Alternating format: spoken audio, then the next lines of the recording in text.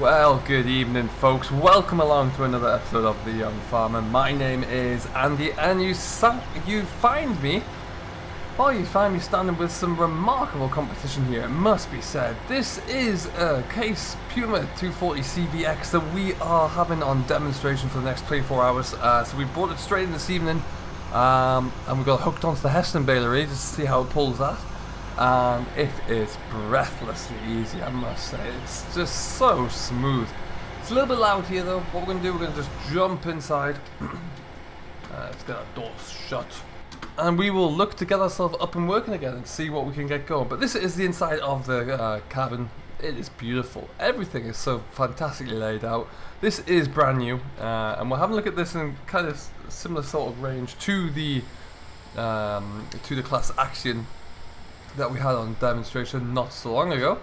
So yeah, we're looking to see how it goes, and well, frankly, it's perfect. It is great, and it's a soaring along. As you can see there, it glides along with the baler on the back at the moment. Really doesn't even barely know it's there, to be honest. And we're able to absolutely cruise through this spring barley straw.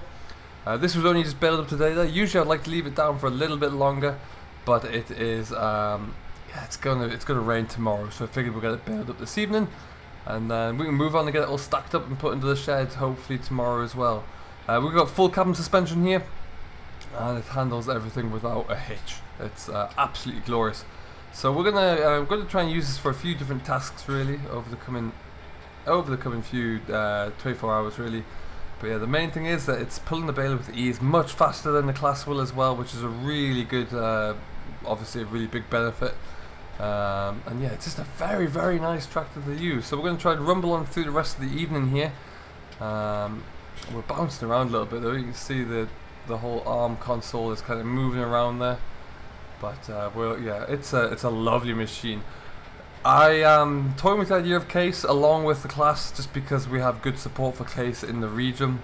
My primary reasons for tractor brands are to ensure that I can have good support wherever I am, so I don't need to worry about that. Which is why we're looking at the Case. But yeah, so far if it was between this and the Claas, I'm almost swaying towards the Case at the moment.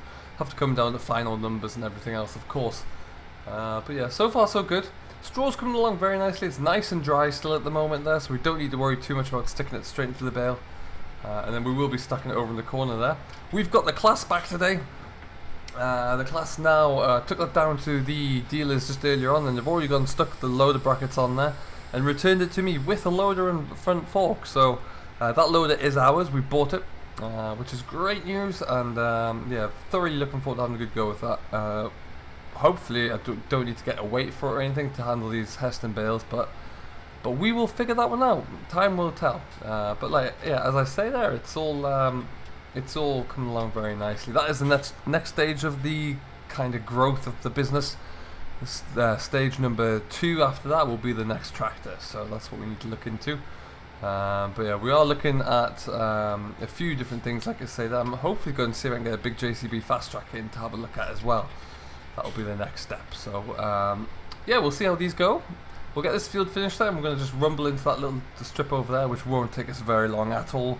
Where we'll have a little bit of a further look at the tractor, so we'll catch you in a short while. Alright then folks, welcome back inside the cab of the Puma here. What a machine. I still can't quite get over how this is working, but it's gliding through. Usually when we're in the Arion operating the big Heston baler behind us, we do get a bit of feedback from the plunger when it's in full swing there. You can feel the tractor kind of surges and lurches around. Not this one though, it's a lot heavier than the Arion. Really does handle everything so much more smooth, and just in so much more control really. The CVT transmission we have down here, which is on this little lever on the side, is effortless, and it cycles through the ranges very easy with a touch of a button there to go through the range, or we can also push forward and backwards as well, which is just fantastic. So yeah, I'm surprised at how well this machine is working. Actually, I really do like it. I was expecting coming into this that I wouldn't like it quite as much. But what we plan to do is we're going to do a bit of trailer work with it tomorrow. We're going to use this to cart some bales around. And then we also probably need to take my Marson trailer is still in the shed over there with a load of barley in it, so we need to run that down to the store as well. So we'll get some good use out of this, that's for sure. And we'll see see what we think of it really. But ultimately, yeah, it's a lot heavier than the Arion, as I mentioned. This would be great for drafts work. We'd likely want to increase the size of our plough because we've got a 4-furrow plough, and I'm not sure that would be very worthwhile with a machine like this. But that's something else we could definitely look into. But yeah, we're just finishing off this little 6-acre plot of spring barley as well. Quite a bit of straw in here again. This straw is a little greener actually when we came to hit it, so it's a little bit damper, but we'll still get it built up because, like I say, there the rain's going to come tomorrow and it's just going to hammer everything. So with that in mind, we've just got to get it done, really, unfortunately, at this stage. All of this is going to be heading to just near Wales, so we'll get this shipped off as soon as we can, really. But for now, like I say, we're going to pop it into the barn over there, out the way for the next couple of months at least, and then we'll have a look, see when we get this shipped away. But yeah, we should get a good price for this. We're looking into agreeing a good price for it at the moment. The straw prices are surging at the moment, they really are. I know that winter feed prices as it stands, because the difficult summer we've had are about 5% higher than usual, so we'll have to wait and see how we can fare out with the straw prices. I fear they could be a lot higher. But we shall see. We shall see. We're going to get this finished up in the next few minutes, as I say, and then we're going to have we'll take this back to the yard. And tomorrow morning, I think we're going to have a run through the new loader. We'll have a look at it as well and work on it a little bit. But yeah, we'll definitely have a quick look at that. We don't want to hit that there. Very happy with the new loader. Looks great, actually. It really does look superb.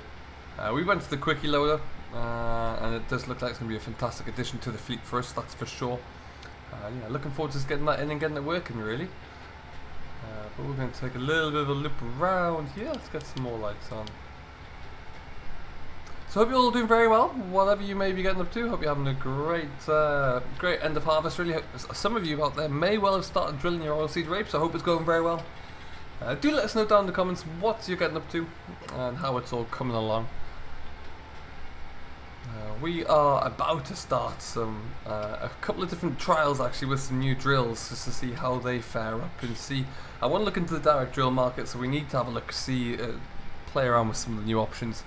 What's going to be worth bearing in mind, of course, is like if we do end up picking a machine like this, a new tractor of this size or the Axion, we could obviously pull a lot wider and larger machine and significantly increase our output from the direct drill standpoint. So that's something we have to bear in mind. But we will be looking into that in a little bit more detail in the next coming weeks, really. We're going to be putting our land here is probably going to go into winter oilseed rape, so we'll get that drilled up as soon as we get these fields cleared, and then we can yeah, we can look into that in a little bit more detail. What I'm going to do is just stop there. We're going to turn off the baler, just let it come to a stop, and we'll roll this forward. But yeah, I think we're going to just have a, let's spin this around a little bit. We'll have a bit of a better look at the tractor whilst we're still here. Get the baler all folded up, and then we've got there. Perfect.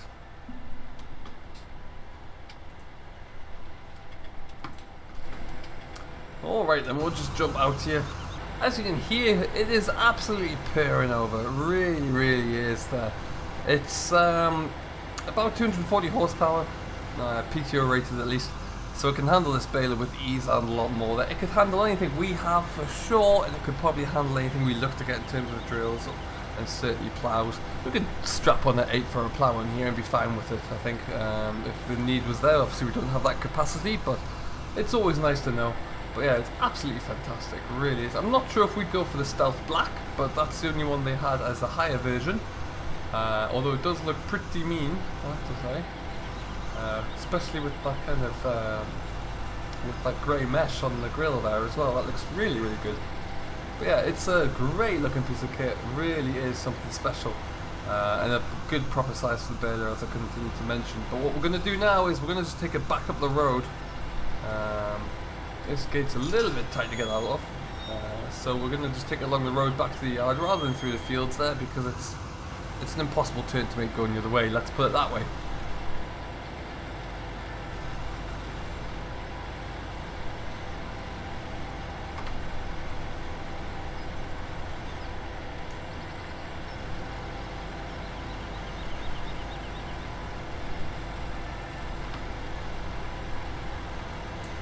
And in we go.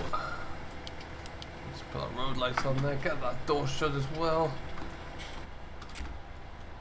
Okay, and then slowly just edge forward with the... We'll bring our cruise control speed down there. With the joystick here, it's very easy to adjust speed. Like I said, push forward to go, and then just to drive forward, you can either use the shuttle on the left, or you can even just use the joystick itself again. Those lights on, we're going to need a lot of those. As you can see on the dashboard here, currently we have a fuel usage rate, we have our engine speed, idle and active, and we have our directional speed as well. So it gives us plenty of heads up information there as well as on the pillar. But I really do like this.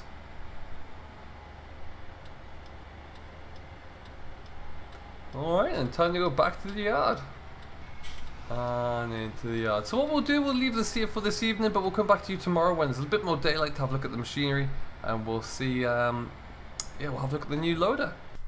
Well, good morning folks, welcome back, and what a beautiful morning we've got here. This wasn't planned or expected. The forecast was for a bit of a poor start to the day, but look, we've got the sunshine now, and we've got our bales here, so we're going to go in and try and get tackling with those today, see what we can get done. But before we do that, as I mentioned a couple of episodes ago, we were getting some loader brackets hooked onto the Arion, and we wanted to get a loader so we could use our machines for a lot more tasks, really, a lot more loader-based tasks. So we've done that. We've received a quickie loader, which is now fully installed, and we also have a bale spike for the front, which is the same as the bale spike that we collected for the rears, but a little bit smaller.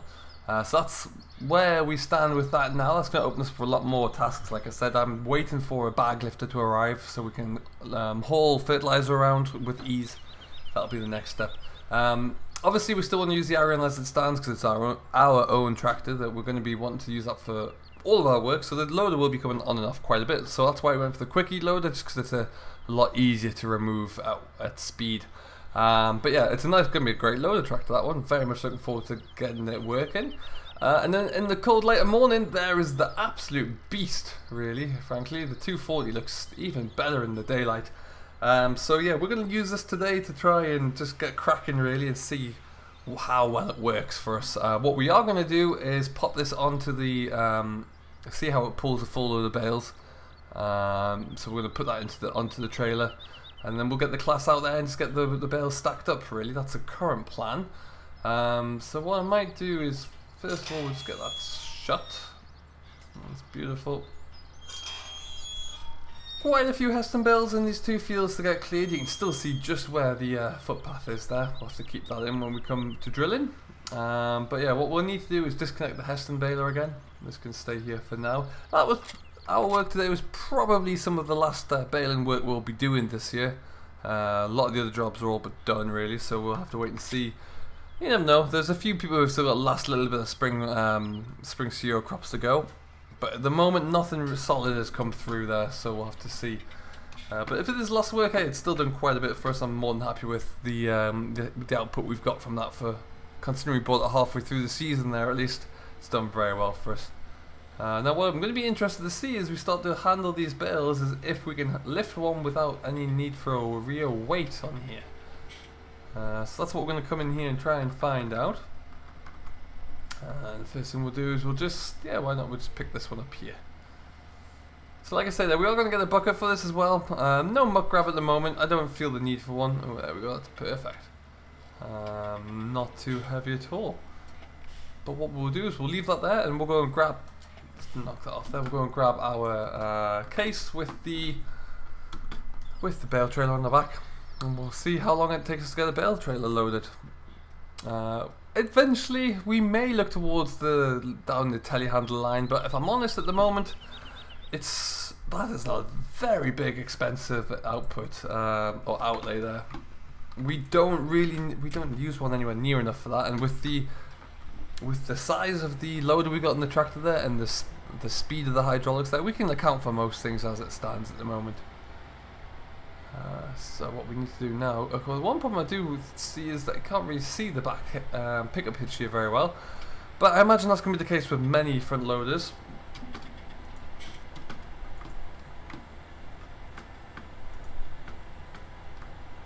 Let's just put that down there. We can get a little bit of a better view.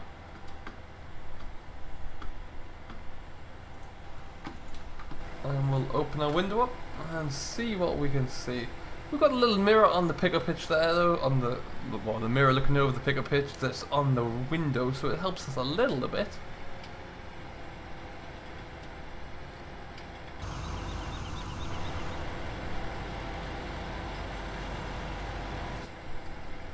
And we'll just go out there and make sure that's all looking good.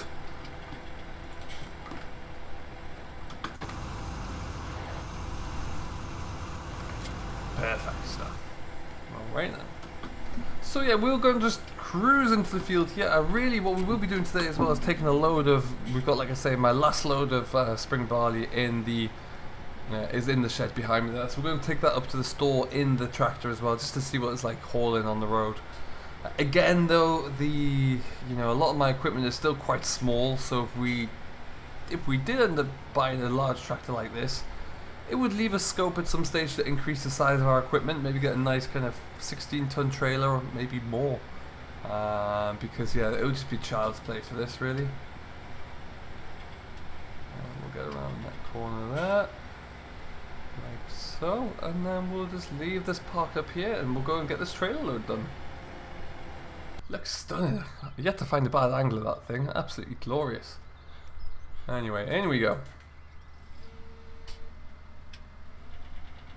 Not going to take too many bales to fill this trailer, that's for sure. The old Heston bales are a fair size, and we'll probably go one row along the bottom and then one across the middle as well. We don't need to go too high. It's a lot of weight for this trailer to handle.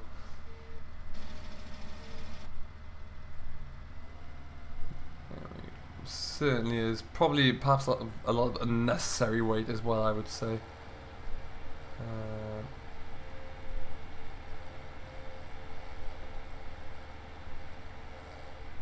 Okay. But yeah, nice and fluid controls on the hydraulics. See, the hydraulics are working off that little black joystick you can see.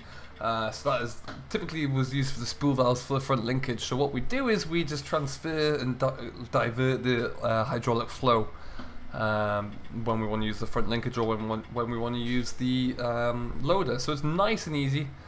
No additional loader levers or junction boxes in the cab or anything messy like that. It's not what I want.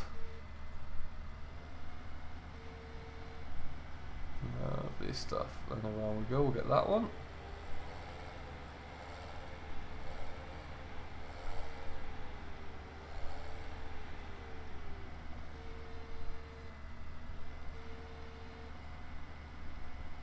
So like I say there, we are looking to, we'll get that a little bit lower. We are looking to try and find a JCB fast track we can get on demo. Be curious to see how the, I think it's the 4220 is one of the new Rangers, see how that fares up, see what that can do in terms of the, obviously it'll be a demon on the road, I think we know that, but it'll be interesting to see how it fares elsewhere as well. But yeah, we'll have to wait and see. At the moment though, we are kind of just slowly looking, keeping our attention on the tractors really, on the kind of mid-range tractors. So the Case, we looked at the Claas. I'm not going to go John Deere, I don't think at the moment. I can't really, there's no good dealerships in my area for John Deere. And Fendt at the moment, or for the size of tractor I want, Fendt's a little bit out of my price range, to be honest. I'd love to go Fendt, I really would, but yeah, it's just, I don't think it's financially going to be possible. But we'll see. We'll see. Never say never.